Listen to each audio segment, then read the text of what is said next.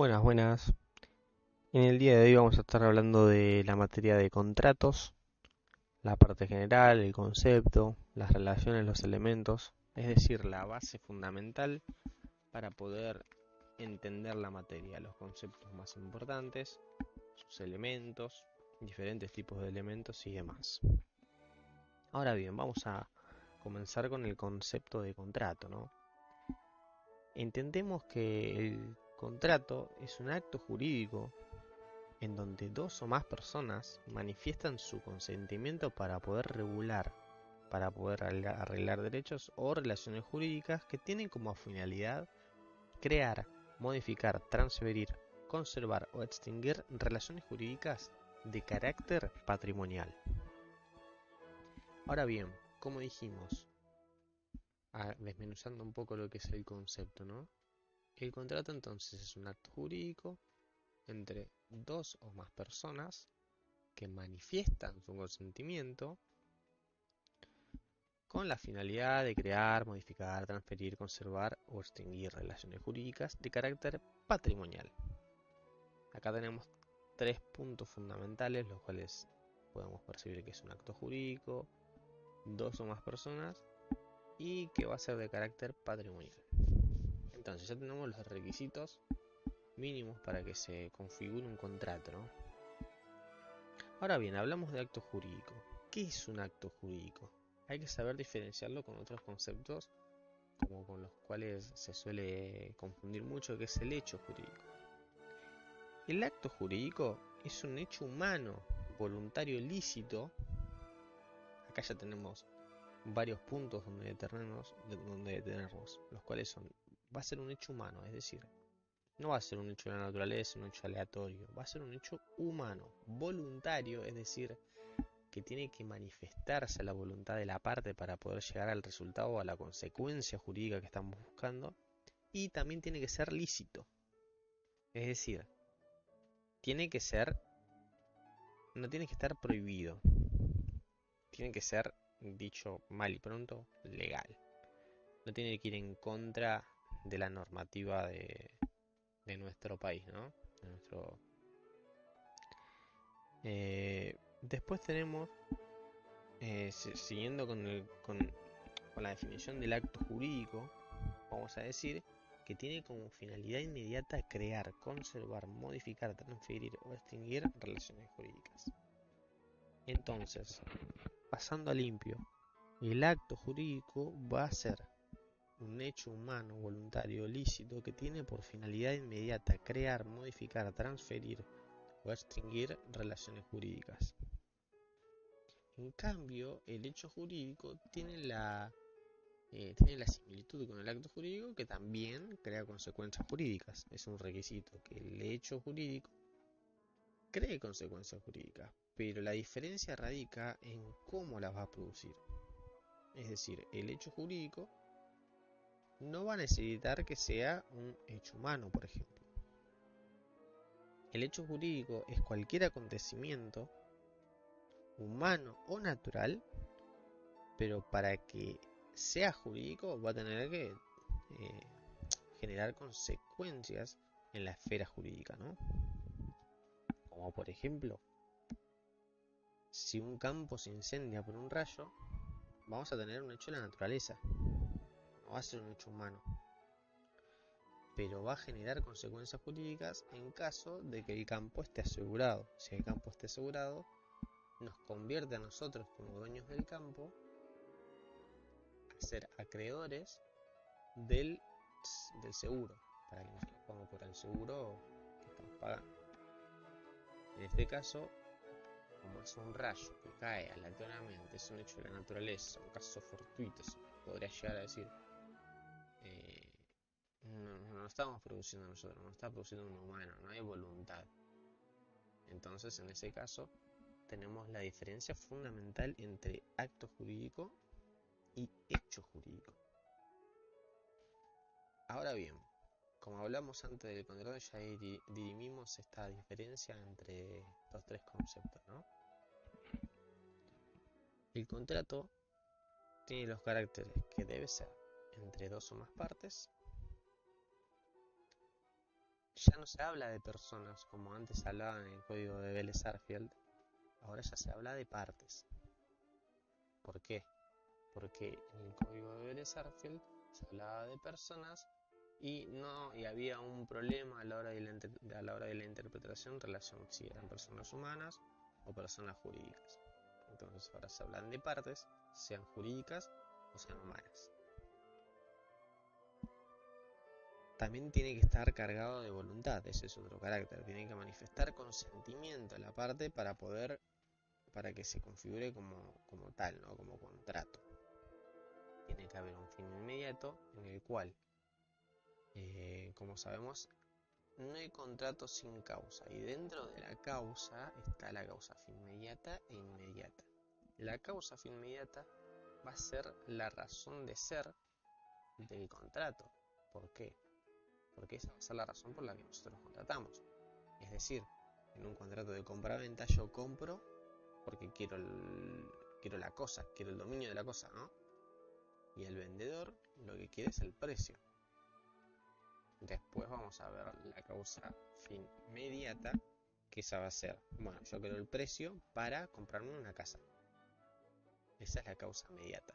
Yo vendo para obtener el dinero, es un medio para obtener dinero para comprarme la casa, para el deseo que tengo posterior, ¿no? Pero en este caso, como estamos hablando de la causa fin inmediata, estamos contratando para tener el dinero. Esa es la causa fin inmediata, lisa y llanamente.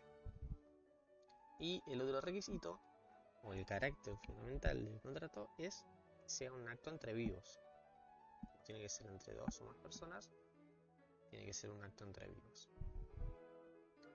Ahora bien, vamos a hablar de los diferentes tipos de elementos que persiguen esta materia, que vamos a ir viendo, ¿no? Tenemos tres tipos diferentes de elementos que vamos a estudiar. Van a ser los elementos naturales, los elementos accidentales y los elementos esenciales. Los elementos naturales son los que son propios de cada tipo de contrato en especial. Son los que sin esos va a ser imposible determinar que ese contrato es en sí ese tipo de contrato. ¿A qué me refiero? Por ejemplo, en el contrato de compra-venta, sin el precio, el contrato no va a ser de compra-venta. Es natural de ese tipo de contrato. O en la locación, la renta, o en el contrato oneroso de renta vitalicia, sin el alia que se le pone en cabeza del, valga la redundancia, el cabeza de renta, no va a ser ese tipo de contrato. Es natural, surge de ese contrato y es como una de las características principales, es un elemento principal en ese contrato, ¿no? Tienen que existir para que exista ese contrato. Después tenemos los elementos accidentales, los cuales van a ser plazo, cargo, condición, los que no vienen no tienen que estar esencialmente en el contrato, pero en caso de que estén deben cumplirse y siguen la misma suerte y la misma obligatoriedad que un elemento esencial, es decir, deben cumplirse. Como por ejemplo en una donación, si hay un cargo, yo debo cumplir con el cargo porque en caso de no cumplirlo se puede solicitar la restitución del bien donado, ¿no? Ejemplo, yo doy como donación un auto a mi vecino con la condición de que lleve todos los días a mi hijo a la facultad. Acá tenemos una condición, la cual en principio en los elementos o requisitos de la donación, por principio general no está esta condición. Pero yo pacté que sea de esa manera. Estoy poniendo una condición a la donación. Entonces, si no se cumple con esa condición, el beneficiario puede pedir la restitución del bien. Ahí tenemos un claro ejemplo de condición, de un elemento accidental. Ahora bien, vamos a hablar de los elementos esenciales. Los elementos esenciales son los que tienen que estar sí o sí en todos los tipos de contratos. En cualquier tipo de contrato los vamos a encontrar. Y estos van a ser sujetos. Estas son las partes que están dentro del contrato. ¿Contraigan obligaciones o no? Como ya lo dijimos en la definición de contrato, estos sujetos van a adquirir obligaciones o no, pero sí o sí tienen que estar. Después tenemos el objeto. El objeto no lo define el código, no da una definición de objeto, pero lo que sí se sabe es que va a ser la prestación que se busca a la hora de contratar. Puede ser la cosa o hecho en lo que ronda contrato, o sea, es decir, el objeto. ¿Por qué se contrata? Es el centro del objeto, ¿no? El centro del contrato. Pero si bien el código no da una definición de objeto, lo que sí da es unas pautas de cómo debe ser el objeto. Da una delimitación de hasta dónde y desde dónde debe rondar este objeto del contrato, ¿no? El código dice que tiene que ser lícito, que tiene que estar dentro del comercio, debe ser posible, determinado, no contrario a la moral ni a las buenas costumbres. Cuando hablamos que sea posible, es que tenemos que contratar sobre algo que se pueda realizar. Es decir, no puedo contratar teniendo como objeto un contrato que te vendo Júpiter. No puedo. Al menos por ahora no. En un futuro puede ser. Tiene que ser determinado o determinable.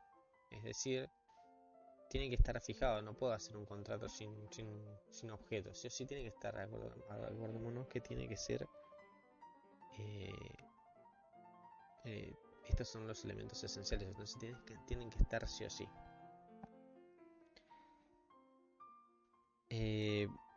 También debe ir. Tiene que seguir la misma corriente de las buenas costumbres, es decir, no puede ir en contra de la moral ni de las buenas costumbres. Por ejemplo, la herencia futura no se puede realizar como objeto porque moralmente no se puede, porque estamos queriendo hacer un contrato de la muerte de los progenitores u otras personas, entonces está mal visto. Lo que sí se puede, por ejemplo, es sobre bienes futuros. Si aún no planté un campo pero ya lo vendí, sí se puede. Sobre los bienes ajenos también se puede, ya que se hace bajo la condición de que yo adquiera ese bien para que después se lo pueda transmitir a la persona que se la vendí. Y también se puede, por ejemplo, sobre los bienes litigiosos. Por ejemplo, un bien está embargado, se puede, nada más que hay que hacérselo saber al comprador que ese bien está en litigio. El contrato tiene efectos para las partes y en principio no para terceros. Es válido para las partes, pero inoponible a terceros. Hay varios casos en los que el contrato no es inoponible para terceros, que va a ser cuando como por ejemplo el contrato de locación. Cuando el locatario fallece y el grupo familiar conviviente, este vendría a ser el tercero, pasaría a tener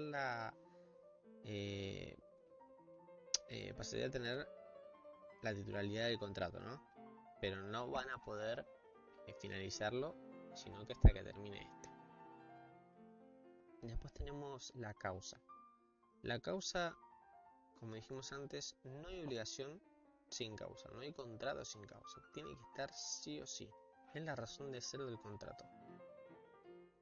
Como dijimos antes, en una compra-venta, por ejemplo, va a ser: yo adquiero el bien porque lo quiero usar. Y el vendedor vende el bien porque quiere el precio, porque quiere la plata. Esa es la cosa inmediata, por ejemplo. Después tenemos la mediata que ya lo expliqué. Después tenemos la forma.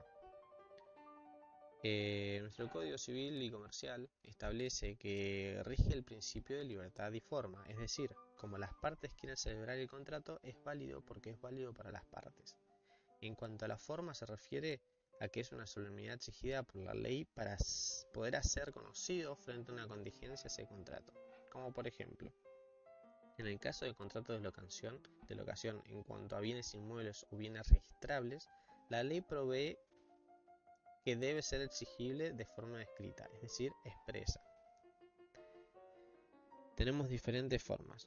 Puede ser tácita, que es por medio de comportamientos o signos inequívocos que manifiestan en la voluntad de celebrar un determinado acto, o puede ser expresa, cuando está plasmado en papel o en cualquier lugar que esté establecido y lo pueda demostrar. Si bien la ley exige una determinada forma, no significa que si yo incumpla con determinada forma el contrato no sea válido. El tema es la prueba a la hora de ejecutarlo. La forma hace referencia a la facultad que se tiene para probar o no una determinada situación jurídica.